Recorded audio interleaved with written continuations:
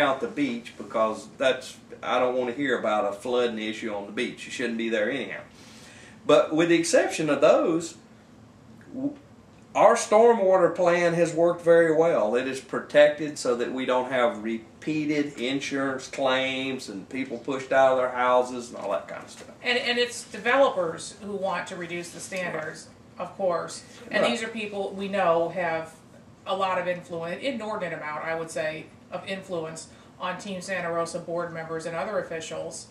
And I don't think you really understand what those stormwater standards could mean to the average citizen until you've had a 4 foot moccasin swimming through your front yard. Well, last rainstorm. You know, it is something that's not necessarily in the front of the minds of most citizens.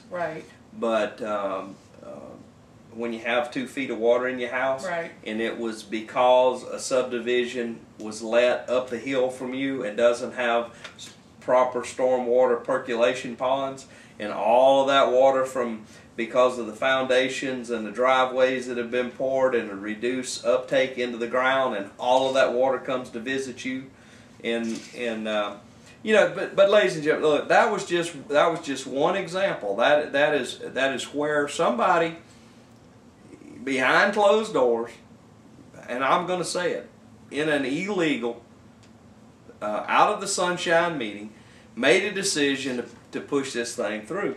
And it took a great deal of effort and a half a bus load of people coming from the south end of this county to come up here and help us support to stop that. You know, actually, probably one of the better attended county commission meetings because it was something the people didn't want. But a special interest group did. And it had been hatched and developed in secret. And that's the danger we're talking about here, ladies and gentlemen.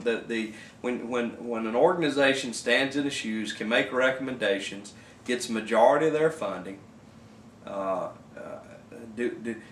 absolutely, citizens should be able to walk in there anytime they want to and look at anything, listen to anything. And well, you need an advance warning. You need an advance warning. A lot of this stuff just gets sprung at a county commission meeting, and then it's voted on, and then it becomes ordinance or whatever.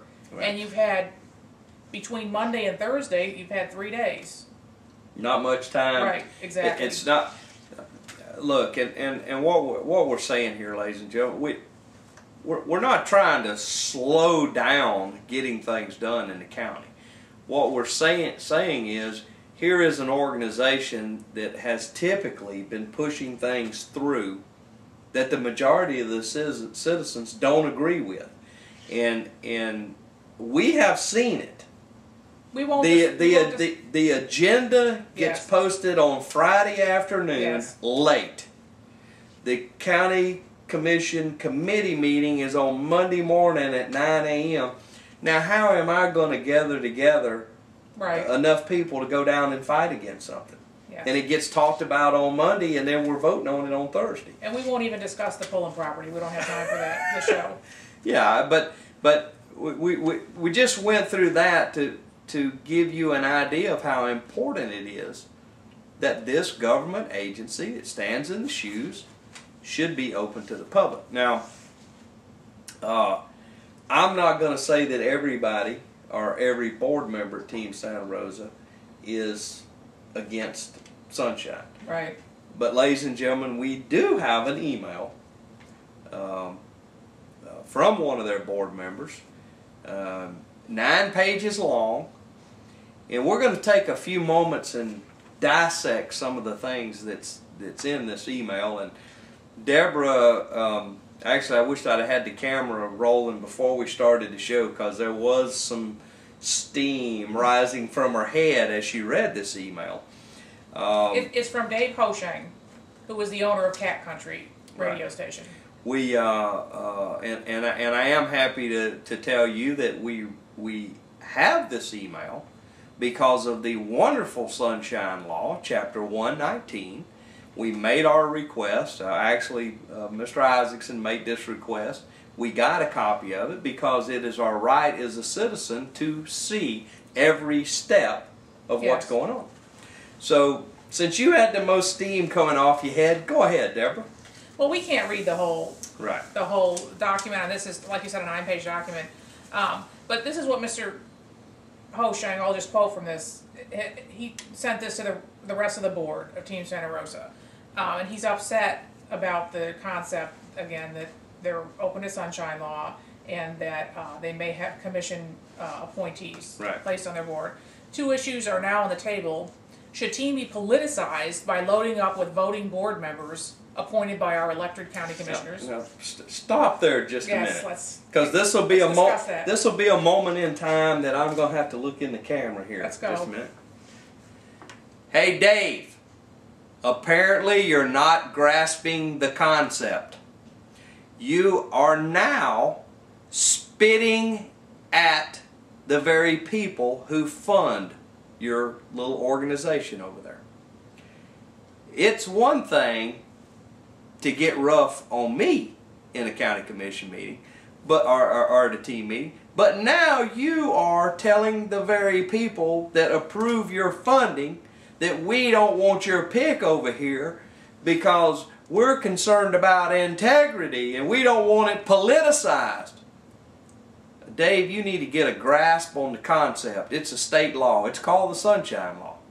And whether you like it or not, A, it really doesn't matter to me, and B, I don't imagine you made too many friends when you told the Board of County Commissioners that you don't want your board to be politicized because a commissioner sends a citizen over there to participate in your little fun camp.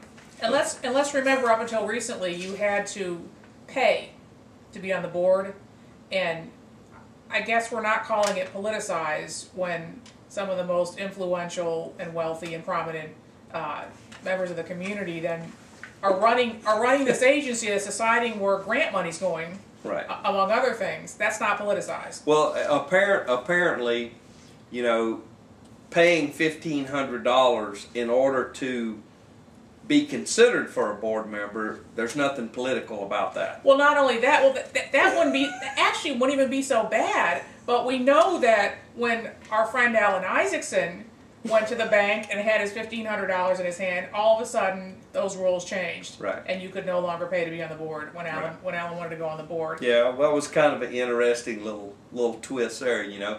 Well, here's my check for $1,500. Sorry, we changed the rules. We don't do it that way anymore. The existing board gets to pick who's on the board. That's not politicized. No politics involved. Well, I spoke to Commissioner Williamson about that meeting, and he was, I would describe him as concerned. You think? I would use the word concerned.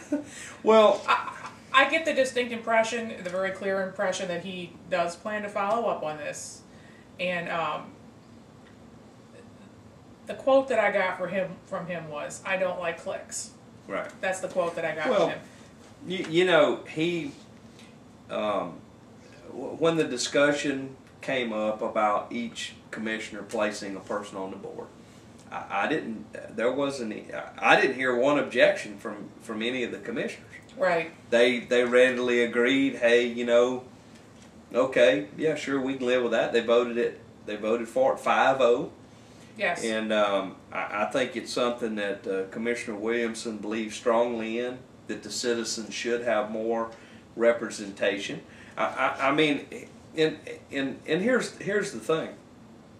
I fought him for 5 years. Going on 6 now. 6 to have open records. Fought him for 1.5 years on having open meetings, and they're still fighting against that.